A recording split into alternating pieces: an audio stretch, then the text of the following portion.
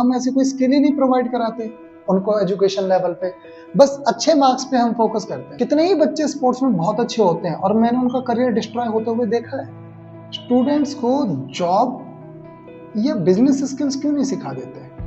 Video में जो हमने डिस्कशन किया था वो किया था कि टीचर्स जो हैं किस तरीके से स्टूडेंट्स को टीच करते हैं। उसमें हमने कमियां देखी थी कि टीचर जो पढ़ाते हैं क्या स्टूडेंट्स को लिटरली वो मिल पाता है जो स्टूडेंट चाहते हैं, या फिर टीचर सिर्फ उस तरीके से अपना काम या खाना पूर्ति करके बस निकल जा रहे हैं। इस पे हमने डिस्कशन किया था। आज हम डिस्कशन करेंगे कि अगर हमें एजुकेशन सिस्टम को थोड़ा सा बेहतर बनाना है तो टीचर्स किस प्रकार से स्टूडेंट्स को स्किल दे सकते हैं जिससे कि जो स्टूडेंट्स हैं वो अपने आप को और वैल्यूएबल और बेटर बना सके।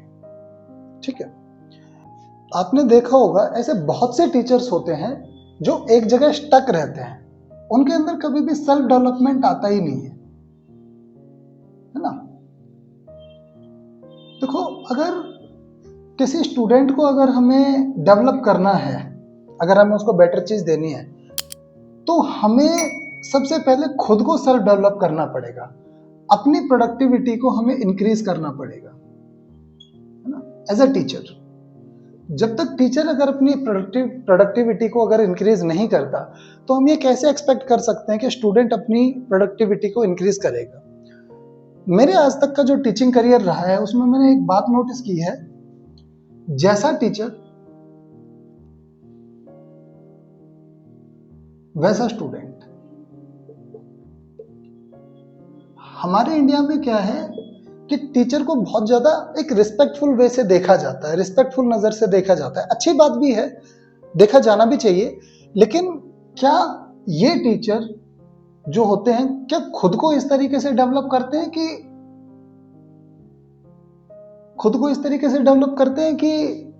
वो स्टूडेंट्स को भी डेवलप कर सके?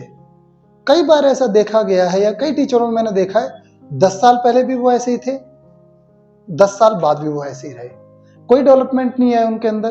तो ऐसा टीचर जो खुद में डेवलपमेंट नहीं करता वो स्टूडेंट में कैसे डेवलपमेंट कर सकता है? ना उन्होंने कोई रिसर्च करी, ना कोई नई स्किल सीखी। अगर जब तक आप खुद नई स्किल नहीं सीख सकते तो आप बच्चों को कैसे नई स्किल सिखा सकते हो? सेम चीज हमारी ये भी आ जाती है, कई टीचर इसमें ये भी कहेंगे कि जो सिलेबस दिया जाता है वो सिलेबस के अकॉर्डिंग ही हम पढ़ाते हैं। तो क्या पूरी दुनिया के सिर्फ सिलेबस के अकॉर्डिंग चलती है? दुनिया तो सिलेबस के अकॉर्डिंग नहीं चलती। तब आप ये कैसे उम्मीद कर सकते हो? कई चीजें ऐसी भी होंगी जो सिलेबस में तो होंगी, लेकिन क्या हम उन पे न्यू थिंकिंग नहीं कर सकते? न्यू थिंक करके भी तो उन पे पढ़ाया जा सकता है। जब तक हम ऐसी चीजें टीचर्स जब तक ऐसी चीजें अपने अंदर डेवलप नहीं करेंगे, खुद क्रिएटिव नहीं बनेंगे, तो हम देश के किसी भी बच्चे से क्रिएटिव होने की एक्सपेक्टेशन नहीं कर सकते। स्टूडेंट्स को प्रोडक्टिव बनाने के लिए टीचर को खुद भी प्रोडक्टिव होना चाहिए। ठीक है, तो मेरा जो मानना है इसमें वो ये है कि टीचर सबसे पहले खुद अपनी स्किल्स को इंक्रीज करे और जो वो न्यू स्किल सीखे उस स्किल को वो स्टूडेंट्स को जरूर बताए, चाहे वो किसी भी सब्जेक्ट में हो। हर सब्जेक्ट में नई नई नई रिसर्चें होती रहती हैं, तो हमें उस रिसर्च के बिहाफ पे हमें चीजों को नया नया बताना चाहिए, ना कि ओल्ड लेवल पे। अगर आप वही मैं अगर आपको कहूँ यूरोपियन कंट्रीज को अगर आप देखें, यूरोपियन कंट्रीज के जो टीचर्स हैं वो बहुत रिसर्च करते हैं, लेकिन मैंने यहाँ पे देखा हमारे यहाँ के टीचर्स रिसर्च ही नहीं करते। इवन कॉलेज के प्रोफेसर्स में मैंने ये बात देखी है कि उनके अंदर कोई रिसर्च का कॉन्सेप्ट ही नहीं होता। अगर ऊपर से ऑर्डर आएगा तो वो करवा देंगे, अदर देन तो फॉरगेट इट। तो इन चीजों से हमें निकलना पड़ेगा, हमें नई नई रिसर्चों को करना पड़ेगा, दूसरे की रिसर्च को जानना पड़ेगा, तब जाकर हम कहीं स्टूडेंट्स के स्किल्स या उनके प्रोडक्टिविटी में इंक्रीज कर सकते हैं, है ना। दूसरा जो मैं इन टीचर्स के अंदर जो देख पाता हूँ, जो टीचर्स को करना चाहिए, हम जिस सब्जेक्ट को भी टीच करते हैं, जो भी सब्जेक्ट हमारा आता है, हमें उस सब्जेक्ट के बिहाफ पे ही हमें स्किल्स प्रोवाइड करनी चाहिए। जैसे कि मैंने आपको लास्ट टाइम भी बताया था कि हम क्या करते हैं, सिर्फ थ्योरेटिकल पोर्शन पे हम सिर्फ थ्योरेटिकल पोर्शन पे ही बहुत ज्यादा अपना फोकस करते हैं। जबकि मेरा जो मानना है, थ्योरेटिकल पोर्शन के अलावा अगर हम प्रैक्टिकल पोर्शन पे भी अगर उसका फोकस करें, स्टूडेंट का फोकस कराएं, मेरे हिसाब से किसी भी स्टूडेंट में उस सब्जेक्ट से रिलेटेड बहुत अच्छे स्किल्स आ जाती हैं। फॉर एग्जांपल, अगर हम ज्योग्राफी की बात करें, है ना, ज्योग्राफी मैंने आज तक भी स्कूल्स में देखा है, क्लास से बाहर निकल के आज तक कभी ज्योग्राफी नहीं पढ़ाई गई, हमें भी नहीं पढ़ाई गई। आई होप सो आपने भी कभी नहीं पढ़ी होगी। लेकिन जब तक हम ज्योग्राफी को क्लासरूम में बैठ के स्टडी करते रहेंगे, तब तक क्या हम ज्योग्राफी को समझ पाएंगे? ज्योग्राफी को समझने के लिए हमें आउटिंग जैसी स्किल्स पर ध्यान देना चाहिए। हम आउटिंग करें, बाहर निकलें, रिसर्च इसमें अपने आप आ जाएगी। अगर हम इस चीज को करते हैं तो ऑलरेडी स्टूडेंट इसमें रिसर्च ओरिएंटेड हो जाएगा। जब रिसर्च वो करना स्टार्ट करेगा तो जो अदर सब्जेक्ट्स होंगे, अदर सब्जेक्ट्स में भी उसकी रिसर्च कैपेसिटी ऑलरेडी इंक्रीज हो जाएगी। तो ऐसे काम हमें करने चाहिए जिससे कि स्टूडेंट्स की प्रोडक्टिविटी में इंक्रीज हो। अगर सब्जेक्ट के अंदर आ रहा है कि जैसे कि हमें जंगल्स की स्टडी करनी है, तो क्यों ना बच्चों को पार्क में ले जाके स्टडी कराई जाए? क्यों सिर्फ हम उसको क्लासरूम में बिठा के उसको नई नई चीजें फाइंड आउट करने का मौका दिया जाए, नई नई क्रिएटिविटी उसको दी जाए, उसको प्रोजेक्ट बनाने को दिया जाए। और ऐसा नहीं कि उन प्रोजेक्ट पे हमें फोर्सफुली उनको कंप्लीट करने को बोलना चाहिए, नहीं, हमें क्या है, उनको इस तरीके से बोलना चाहिए कि उनको स्टूडेंट्स को मजा आए, उसमें उसको करने में उन्हें इंटरेस्ट मिले। एग्जाम्पल के तौर पे सपोज कि जैसे कि पॉलिटिकल साइंस में अगर हम इंटरनेशनल लेवल की अगर बात करें, तो उसे अगर थ्योरी की बजाय अगर हम कुछ एम्बेसी एरिया या कुछ ऐसे एरियाज में उनको ले जाएं या वहां पे ले जाके अगर उनको स्टडी कराएं, तो I hope so better option निकल सकता है हमारा। या कुछ उस तरीके के इंस्टीट्यूट क्रिएट किए जाएं जहां पे उनका एक रेप्लिका रिप्रेजेंट होता हो। तो इस तरीके से क्या होगा कि स्टूडेंट को प्रैक्टिकल नॉलेज माइंड में बैठेगी, जो कि स्टूडेंट को डेवलप करेगी और हमारे देश के एजुकेशन सिस्टम को भी और बेटर बनाएगी। जब तक ऐसा नहीं होगा, किसी भी सब्जेक्ट को थ्योरेटिकली पढ़ाने से मुझे नहीं लगता कि कोई बेटरमेंट आ सकता है। तीसरा पॉइंट जो हमारा आ जाता है वो आ जाता है कि हम स्टडी के ही टाइम पे स्टूडेंट्स को जॉब या बिजनेस स्किल्स क्यों नहीं सिखा देते? होता क्या है कि जैसे ही बच्चे स्कूल या कॉलेज से पास आउट होते हैं, पास आउट होने के बाद उनके पास ऐसी कोई स्किल ही नहीं होती जो जिसकी वजह से वो अपनी अर्निंग कर सके।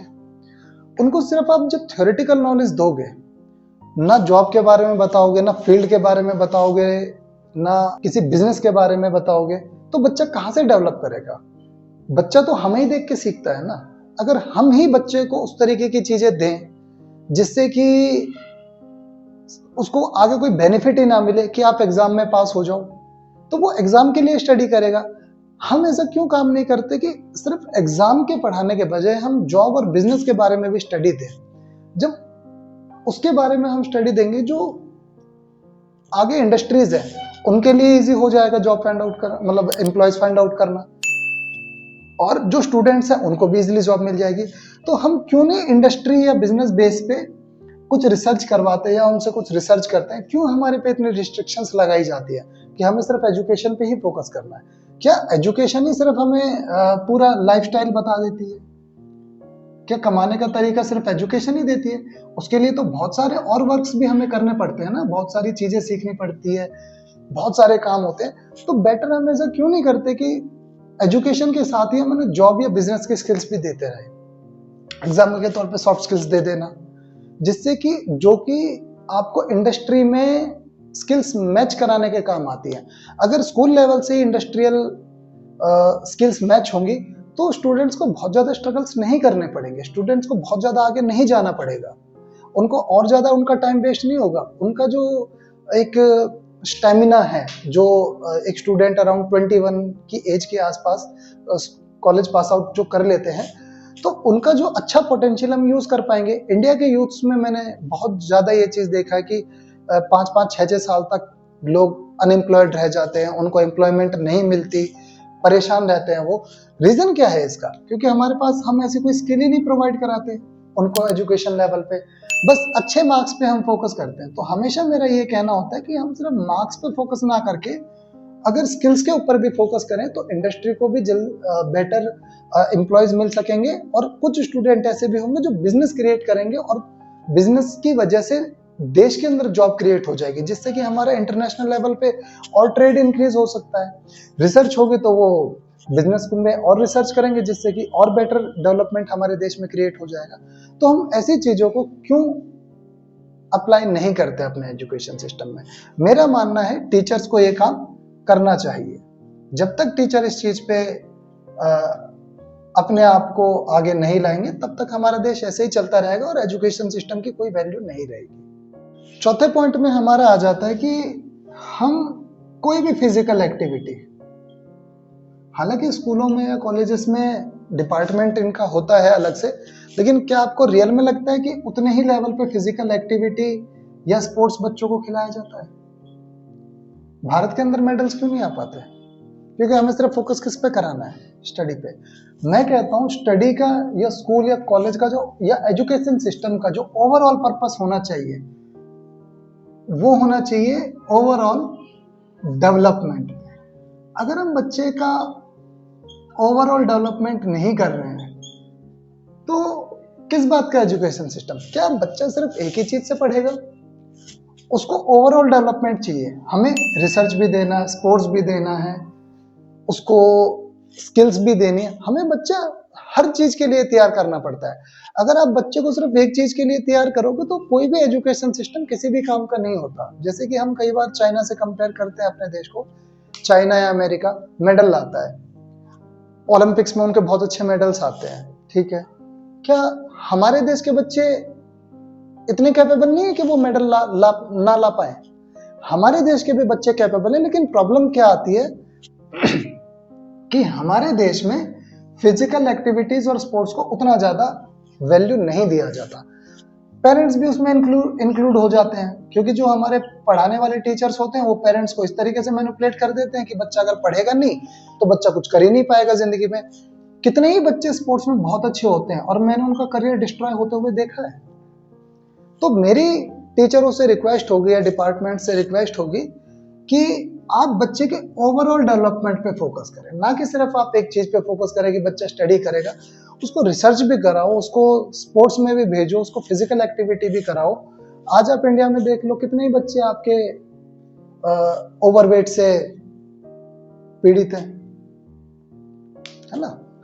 ओबेसिटी आई हुई है उन्हें। तो ये क्यों आई हुई है? क्योंकि हमने कभी बताया ही नहीं कि न्यूट्रिशन वैल्यू क्या होनी चाहिए। आई होप सो स्कूलों में तो डिस्कशन भी नहीं किया जाता कि न्यूट्रिशन वैल्यू क्या हमें देनी चाहिए, किस तरीके से हमें देनी चाहिए। स्टूडेंट्स का बीएमआई क्या है हमें बताया ही नहीं जाता। जबकि बीएमआई अगर आप मैं कहता हूं कि अगर आप बीएमआई को अगर मेंटेन रखें तो मुझे ये बात मतलब ऑब्जर्व होती है कि हर इंसान इंडिया का फिट रह सकता है, लेकिन हमें बताया ही नहीं जाता इनके बारे में। बस टीचर ने पढ़ा दिया, कॉन्सेप्ट दे दिया कि बीएमआई ये होता है, एग्जाम में जाके लिख देना। मैम, एग्जाम में लिखने के बजाय बेटर ये है कि उसको लाइफ के लिए सिखाया जाए। लाइफ के लिए आप सिखाओ कि बीएमआई किस काम आता है, वेट मेंटेन किस तरीके से रखा जाता है, आपको कितना न्यूट्रिशन लेना है, कितना न्यूट्रिशन नहीं लेना। आप रूरल एरियाज में जाके देखो, फीमेल्स को ये तक नहीं पता कि हमें खाना क्या है, किस टाइम पे क्या खाना है, कौन सी डाइट हमें लेनी चाहिए, किस डाइट से हमें क्या बेनिफिट मिलेगा, कौन सी बीमारियां दूर होंगी। जो मैंने अपनी खुद एक किताब लिखी है उसमें मैंने एक जो फादर ऑफ मेडिकल साइंस कहे जाते हैं उनकी मैंने बात पढ़ी थी कि अगर आपका खाना सही है, रिसर्च के अंदर मैंने पढ़ा था कि अगर आपका खाना सही है तो आपको दवाइयों की जरूरत नहीं, और अगर आपको दवाइयों की जरूरत पड़ रही है तो आपका खाना सही नहीं है।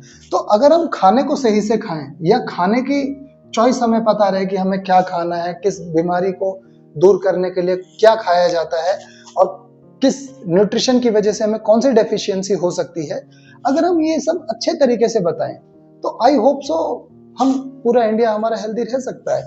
फिजिकल एक्टिविटीज कराइए, ओवरऑल डेवलपमेंट कीजिए, तभी जाके हमारा इंडिया जो है वो आगे बढ़ पाएगा। अदर देन मुझे नहीं लगता कि कोई बहुत ज्यादा बेहतर चांस।